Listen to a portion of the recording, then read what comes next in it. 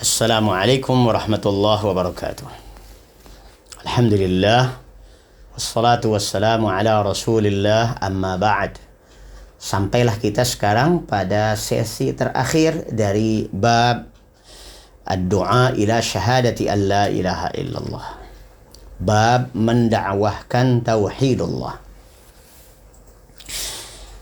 Pada episode ini kita bacakan intisari dari bab ini. Qala al-muallif rahimahullah fihi masail. Al-ula anna ad-da'wata ila Allah tariqu man ittaba'a Rasulullah sallallahu alaihi wasallam. Dakwah tauhidullah adalah cara para pengikut Rasulullah. Jika Anda mengaku sebagai pengikut Rasulullah sallallahu alaihi wasallam, dakwahkan tauhid. Jangan hindari dakwah tauhid, apalagi memusuhi dakwah tauhid. Yang kedua, ats-tsaniyah at-tanbihu 'ala al-ikhlas li'anna katsiran law da'a ila al-haq fa huwa yad'u ila nafsihi. Ini mengingatkan kita semua bahwa berdakwah itu harus ikhlas karena Allah. Bukan dakwah karena lagi cari masa. Bukan dakwah karena pengen cari kenyamanan. Bukan dakwah karena lari dari profesi sebelumnya yang bikin penat. Ikhlas karena Allah. Murni karena Allah. Ya. Yang ketiga, ats-tsalitsah annal basirata minal fara'id. Keharusan kita menuntut ilmu sampai memiliki dalil, hujjah dalam berdakwah. Ini wajib. Orang yang tidak berdakwah saja wajib menuntut ilmu. Apalagi kalau mau berdakwah. Maka ingin menjadi da'i, apalagi disebut ustadz, atau dimasukkan ke dalam jajaran ulama. Itu bukan sebuah label. Bukan sebuah label tok. Sebutan ansih. Menjadi da'i ilallah harus bermodalkan ilmu. Rabi'ah, yang keempat adalah min dalaili husni tauhid annahu tanzihullah ta'ala 'anil masabbah. Di antara indikator yang menunjukkan betapa indahnya tauhidullah, karena tauhidullah berarti memuliakan Allah, menyempurnakan dan tidak menisbatkan sekecil cuil pun kekurangan kepada Allah.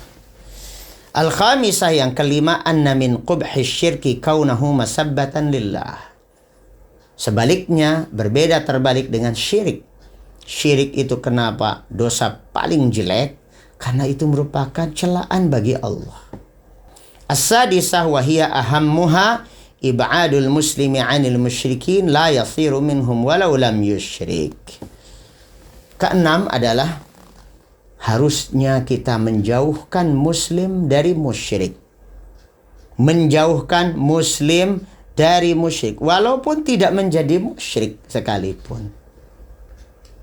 Maka kita harus berusaha. Nih sebentar lagi nih mau Natalan orang-orang ya.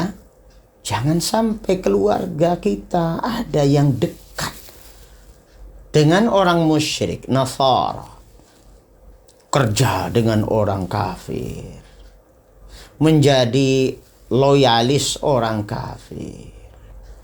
Bahkan klub sepak bola orang kafir dielu-elukan. Bendera orang kafir. Simbol-simbol orang kafir dipakai. Anting palang Yesus dipakai. Baju Sinterklas dipakai. Gaya-gaya rambut dan sebagainya. Jangan. Jauhkan muslim dari kaum musyrikin. As-sabi'ah, yang ketujuh, kaunut tauhidi awwala wajib.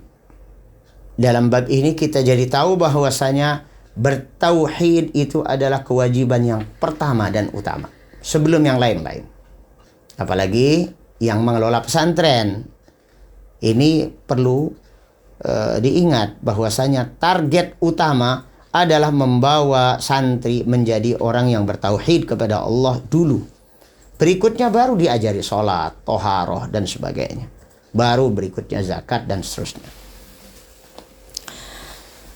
As-saminah an yubda'a bihi qabla kulli syai' hatta shalah. Tauhid itu harus menjadi awal sebelum sholat bahkan.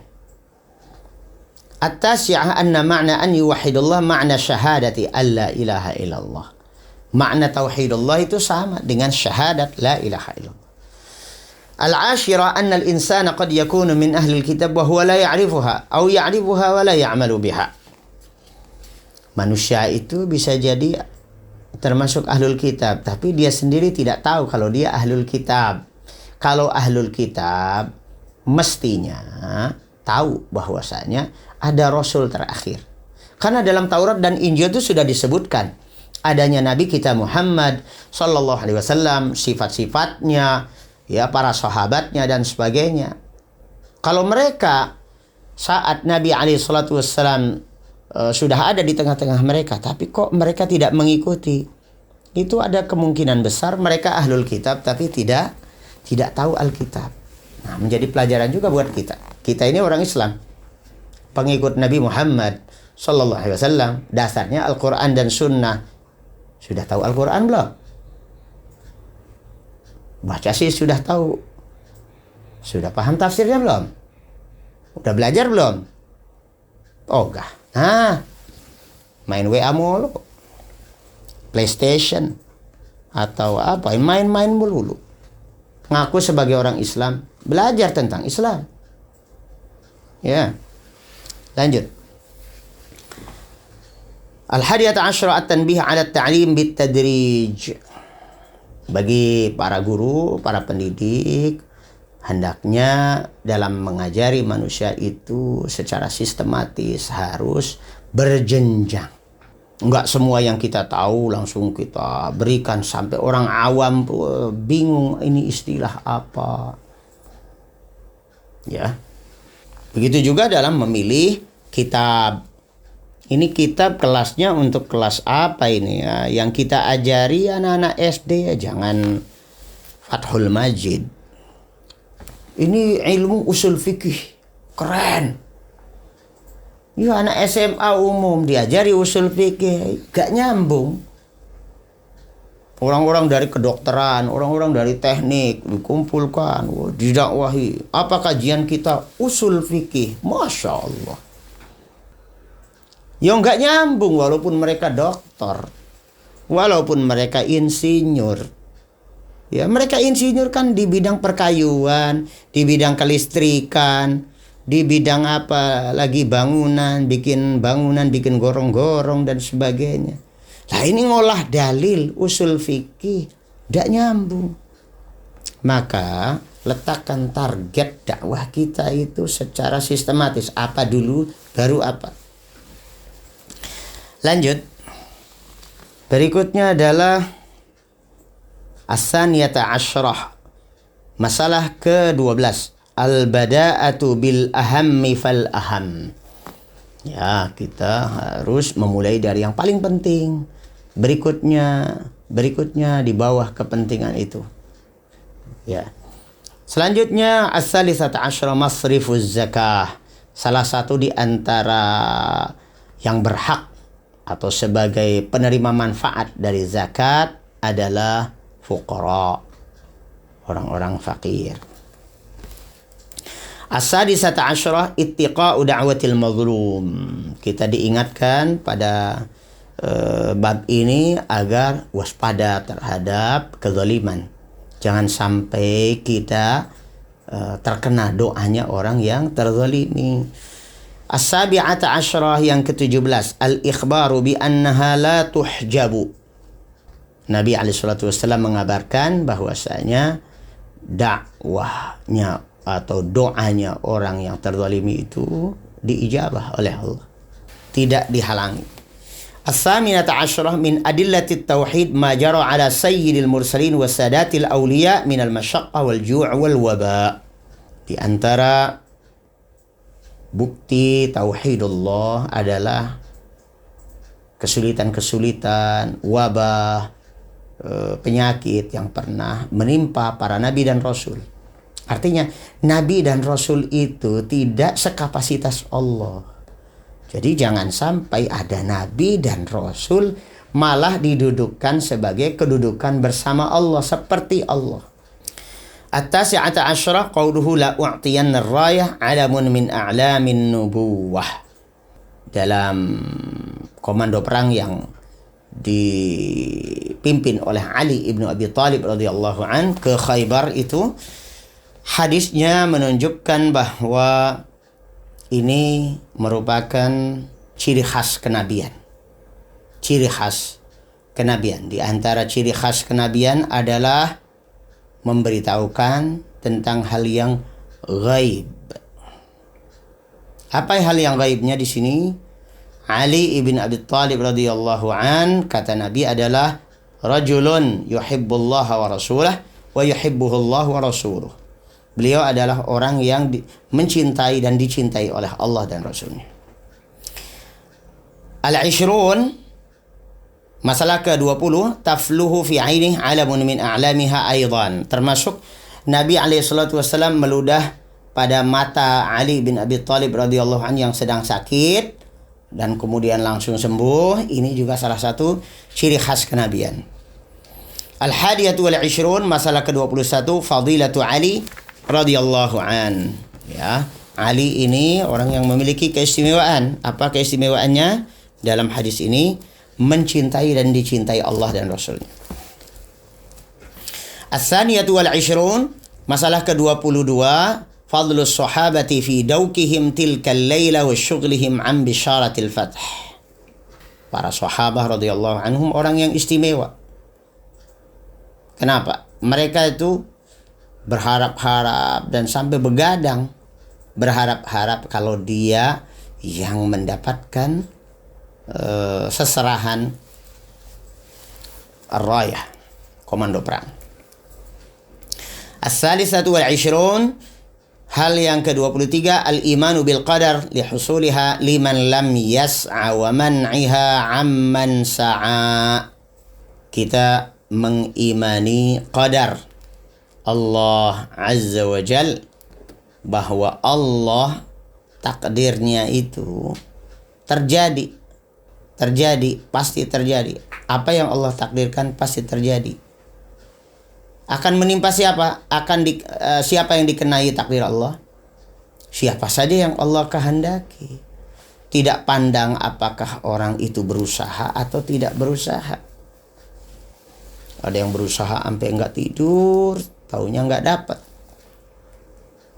Ali bin Abi Thalib radhiyallahu anhu yang memang lagi sakit mata, jadi enggak ada istilahnya apa tuh, bau-baunya pengen diserahi komando perang, padahal beliau yang dapat. Selanjutnya ar-rabi'atu wal 'ishrun, al-adabu fi qawlihi ala rislik. Ini pelajaran adab. Nabi SAW mengajarkan kepada komandan perangnya, yaitu Ali, berjalanlah dengan tenang. Artinya nggak usah terburu-buru. Ya, walaupun kita melakukan kebaikan pun tidak usah terburu-buru. Al-khamisatu wal 'ishrun, ad-da'watu ilal Islam qabla al-qital. Dalam perang itu misi utama Islam adalah mengajak orang masuk Islam, bertauhid kepada Allah, bukan perangnya itu sendiri.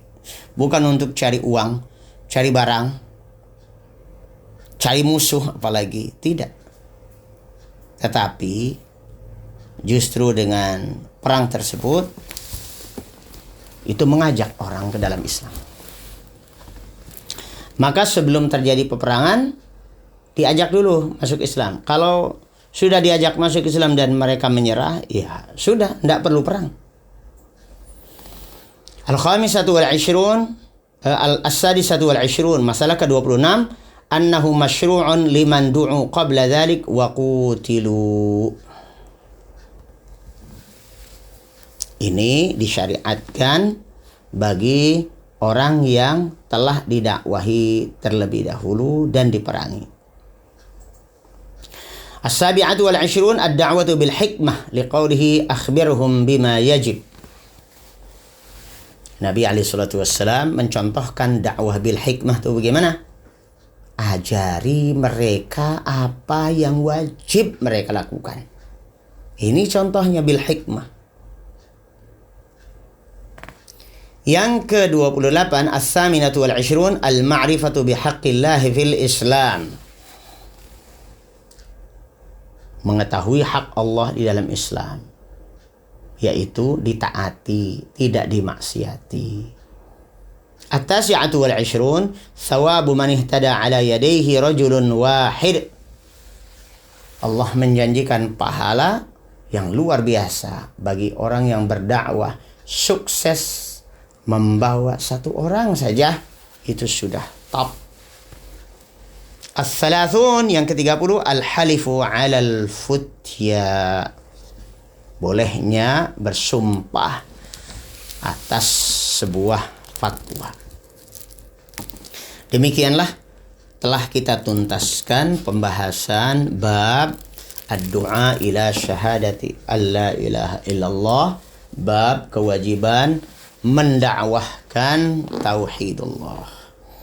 Semoga Allah Subhanahu wa taala berikan kita kekuatan, hidayatut taufiq untuk meniti jalan tauhid, mempelajarinya dengan sabar, mengamalkannya dengan sabar, dan mendakwahkannya dengan penuh kesabaran.